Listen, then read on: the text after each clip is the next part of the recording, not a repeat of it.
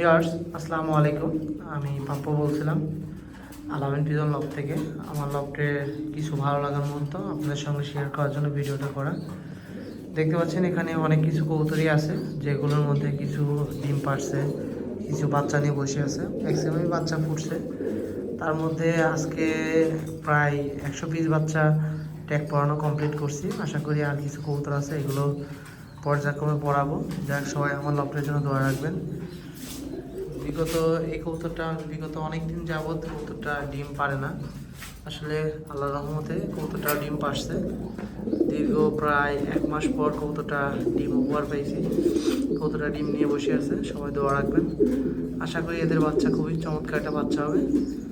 মাদিটা আর কি 100% ludo class থেকে আসা, আর বাবাটার পাইথন ব্লাড লাইন থেকে আসা। খুবই একটা চমৎকার একটা কবুতর।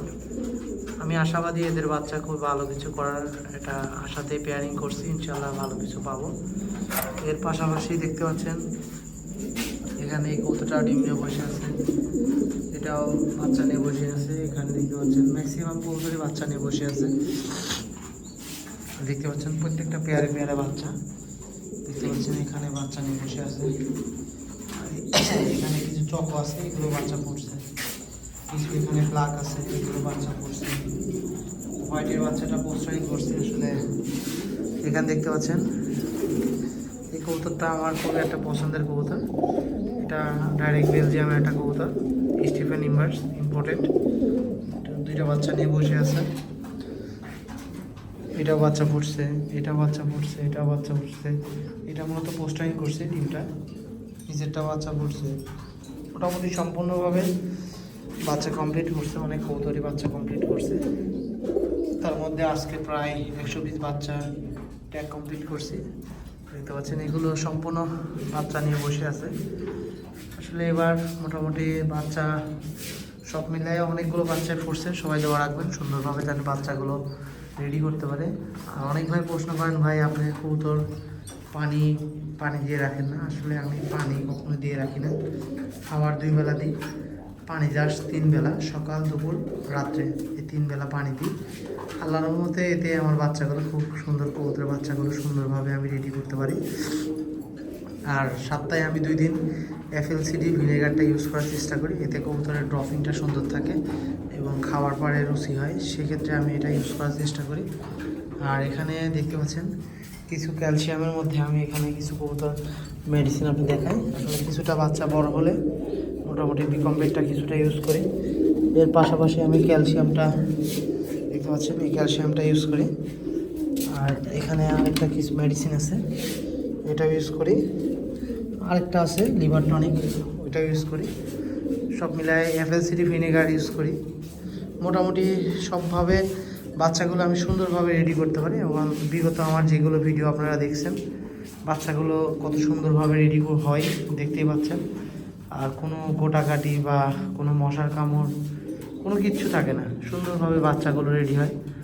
আর আমি মূলত বাচ্চা রেডি হওয়ার মোটামুটি একটু বড় হলে তারপর থেকে আমি কিছুদিন কট লিভার অয়েল আর এই ক্যাপটা আমি খাওয়ানোর চেষ্টা করি। মোটামুটি সপ্তাহে 2টা করে খাওয়াই। ইনশাল্লাহ মোটামুটি 2টা থেকে 3টা খাওয়ানো হয় সপ্তাহে। এর মধ্যে আমার বাচ্চাগুলো সুন্দরভাবে সুস্থ সবলভাবে রেডি হয় এবং কোনো প্যারালাইসিস বা কোনো সমস্যা হয় না। আর পানিটা আমি দিয়ে রাখলাম, দেখছি কন্টিনিউ।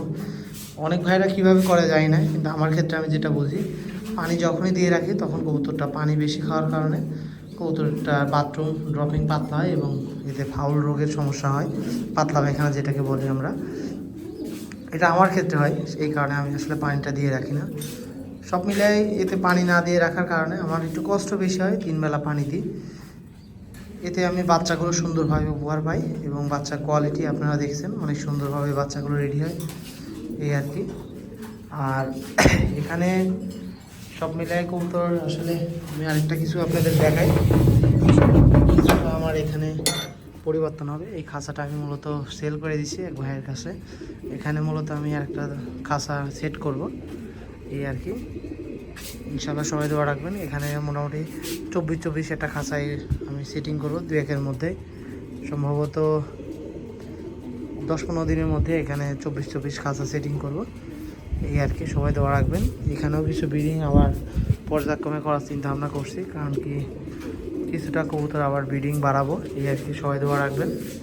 আর বিগত যারা আমার ভিডিও দেখছেন তারা জানেন আমার কবুতরের কোয়ালিটি সম্বন্ধে।